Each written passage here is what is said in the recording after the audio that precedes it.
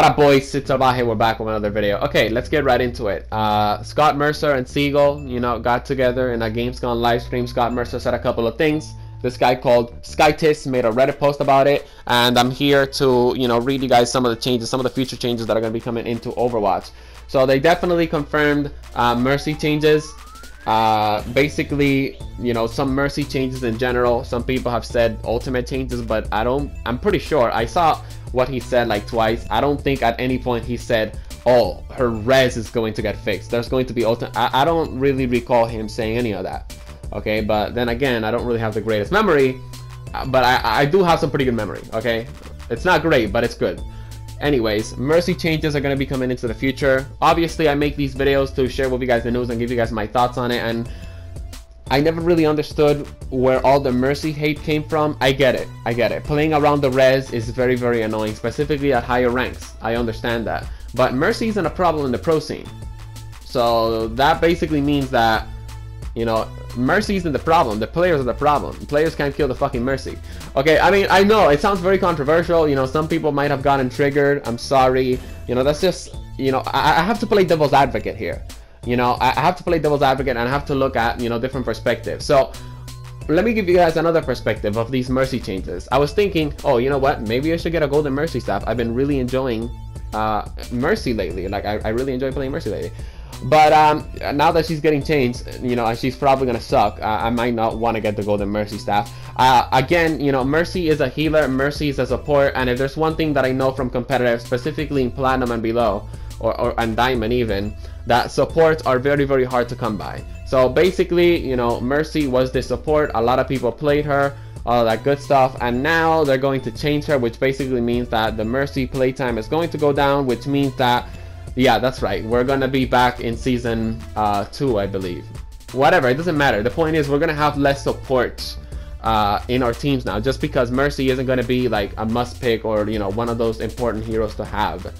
Again, I just want to say I'm playing devil's advocate, and I actually agree with these Mercy changes, but at the same time, I'm also very what's this thing called? I'm also very what's the word? Skeptical. All right, I want Mercy to be changed, but I don't want Mercy to be changed in a way that just basically fucks up her kit. The only reason why Mercy's Mercy is because of her res. If they mess up her res, then yeah, Mercy just isn't going to be Mercy anymore. Alright, anyways, with that said, I think one of the changes that they might do is that Mercy can use an ultimate and put an aura between players, and for a specific amount of time, players are not going to take any damage. For example, for like 6 seconds, players won't take any damage. I think that might be a good Mercy rework that I think they might implement, but we'll have to see. Okay, so now that we got that out of the way, let's talk about another change that Scott Mercer talked about. He said that they are aware of one-tricking, and they think it's kind of blown out of proportion, and they're looking into it and have some plans. So I just want to give a huge fuck you to all of the one-trick Hanzo mains, because this is basically the only reason why one-tricks are a problem, because of shitty one-trick Hanzo mains.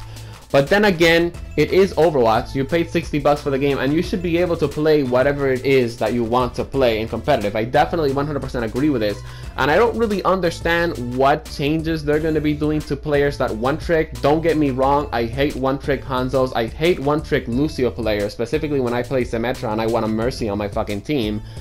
But the point is that if you want to play Lucio at a top 500 level, the only way to get there is for you to play him a lot. And the best way to play him a lot is to be a one-trick Lucio player. So basically, I hope that they don't really fuck up one-tricks as much. Like, I want to play Symmetra at a top 500 level, but if you're telling me that I can't play Symmetra every single game, when basically the purpose of competitive for me, it's basically gone, right? Again, very skeptical on the one-trick changes, but hopefully, it's kind of positive and it doesn't really mess us up the Overwatch experience. Like, you guys have to understand that, people like to blame one-tricks, but instead of blaming one-tricks, why don't you blame you and your teammates for not wanting to be the actual team players? Like, Overwatch is a team game. Every person has to be a team player, alright? Just because one person isn't a team player doesn't mean that the entire team shouldn't be a team player. If you have a one-trick on your team, play around him. That's how you win with one-tricks. Anyways, whatever. Some people are probably triggered, but I don't give a fuck. That's why I make these videos, so I can share with you guys my thoughts. My thoughts are obviously my thoughts and not yours.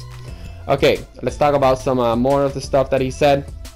Scott actually acknowledged that playing off meta heroes could affect the SR gains.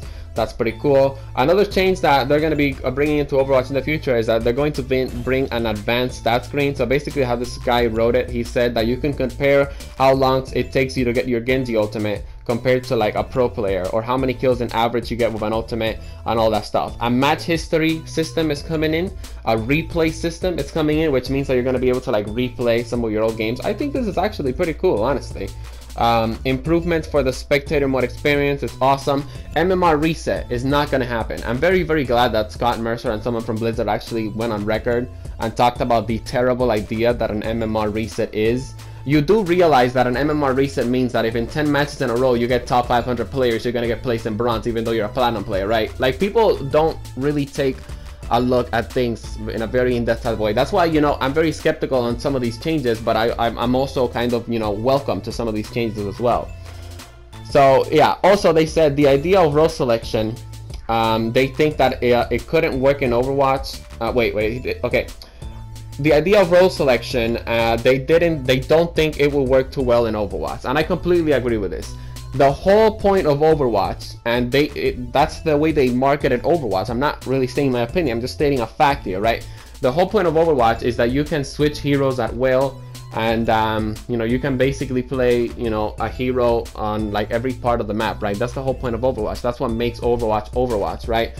So basically them adding a role selection into the game because of selfish players isn't really going to change shit, okay?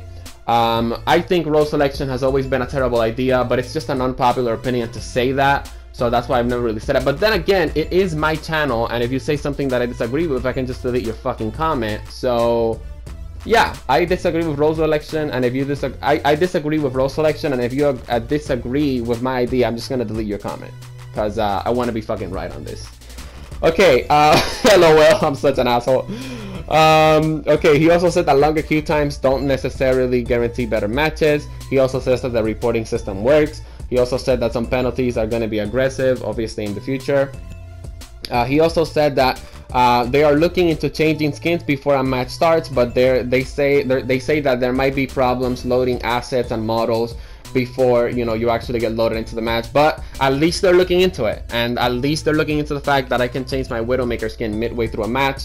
Honestly, I think that's pretty cool. He says that he'd rather have people bitching about things than not saying anything at all, which is why I'm bitching about the Mercy changes and the one-trick changes and all that stuff.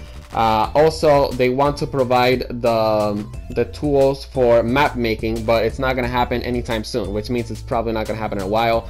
And last but not least, he also said that map rotations might be a thing in future seasons. In other words, when Overwatch has more maps, they're going to disable some maps in future competitive seasons. I completely agree with this, and it's not a bad idea at all. I hope you guys enjoyed this video, this set of Overwatch news. Damn, man, we've gotten a lot of news lately. Can you please slow down on the Overwatch news, Overwatch? Like, I want to play some Overwatch and not make news videos, shit. Anyways, yeah, I hope you guys enjoyed the video. If you enjoyed it, of course, drop it a like, subscribe, join the Salvajee cartel. I'll see you guys on the next one. Thank you for watching. Let me know your thoughts in the comment sections below, and peace out, my boys.